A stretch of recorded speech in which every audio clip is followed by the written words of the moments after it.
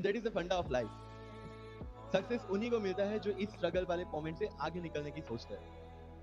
जब भी आपको लगे कि आपके सिर पे बहुत बहुत मुसीबत है, जब भी आपको लगे कि आप हर तरह से गिर चुके हैं, जब भी आपको लगे कि आपके पास कोई ऑप्शन नहीं है, तब एक चीज आप अपने दिमाग में लाइएगा कि यही मोमेंट है जहां से आपकी तकदीर बदलने वाली है। क्योंकि डायमंड जो होता है वो जितना ज्यादा घिसता है उतनी ज्यादा उसकी वैल्यू होती है। सोना जो होता है वो जितना ज्यादा तपता है उतनी उसकी वैल्यू होती है। अगर आप जिंदगी में तप रहे हैं, अगर आप जिंदगी में घिस रहे हैं, अगर आपको लग रहा है कि आप हर तरह से मुसीबतों में गिरे हुए हैं, तभी आपकी जो वैल्यू है वो बढ़ने वाली है।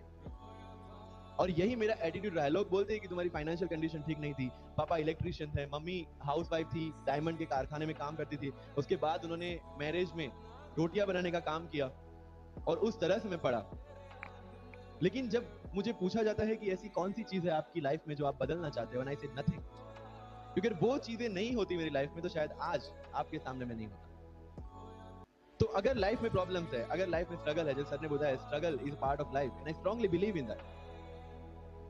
क्योंकि अगर हम दिल्ली में थे, मेरे दोस्त के साथ में निकला बाहर घूमने, बोलता है यार ऐसी लाइफ चाहिए, कोई मगजमारी नहीं, आराम से बैठते हैं पूरे दिन एसी वाले कमरे में, बहुत सारे पैसे हैं और कोई टेंशन नहीं, ऐसी लाइफ चाहिए मुझे।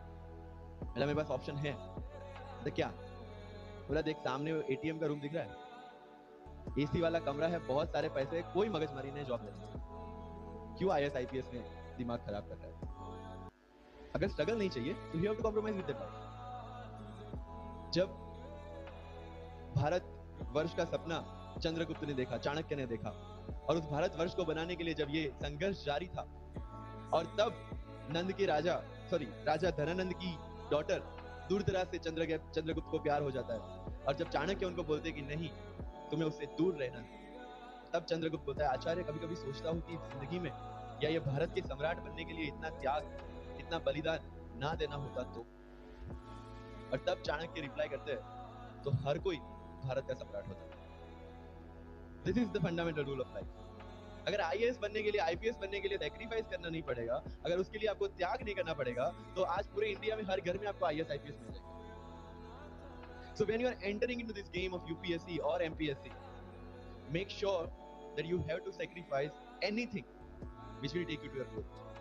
लेकिन प्रॉब्लम ये है कि हमें टेंशन होती है यार, दोस्त की एंगेजमेंट है, उसकी बर्थडे पार्टी है, उसकी शादी है, अटेंड नहीं करूंगा तो बोलेगा मैं तेरी शादी में नहीं आऊंगा एंड ऑल। लेकिन बिलीव मी, जब आप आईएएस बन जाओगे वो सामने से याद दिलाएगा भाई इनविटेशन कार्ड नहीं भेजा तुमने। समझ रहे हो? तो जो कुछ भी इसके लिए सेक्रीफाइस कर रहे हो, वो जब आप उस पोस्ट पे पहुंचोगे सब कुछ वर्थ है, सब कुछ। मैंने जो मेरा इंटरव्यू था यूपीएससी का, मुझे एग्जैक्ट डेट याद है, 23 मार्च को मेरा इंटरव्यू था। 20 फरवरी को मुझे हॉस्पिटल में एडमिट किया गया क्योंकि मुझे इन्फेक्शन हो गया था, एंड बहुत हाई फीवर था, तो आईवी के अलावा कोई ऑप्शन नहीं था। 1 मार्च को ठीक हो गया, मैंने सोचा चलो दिल्ली निकलते हैं। 2 मार्च को मैं दिल्ली पहुंचा। 3 मार्च को वापस से टॉन्सिलाइटिस का अटैक होने की वजह से फ्लाइट लेके वापस से Palanpur Ahmedabad. Again hospitalization. 15 March को I got relieved from the hospital. 16 March को मैं दिल्ली पहुंचा, और 23 मार्च को I give my UPSC interview. 1 महीने का हॉस्पिटलाइजेशन। उसके बाद जब दिमाग में ये था कि मेरे साथ जो लोग इंटरव्यू दे रहे हैं वो 1 महीने से प्रिपरेशन कर रहे हैं, एंड 1 महीने से मैं हॉस्पिटल में था, again I thought this is the moment to prove yourself. I went to the interview और पूरे इंडिया में सेकंड हाईएस्ट मार्क्स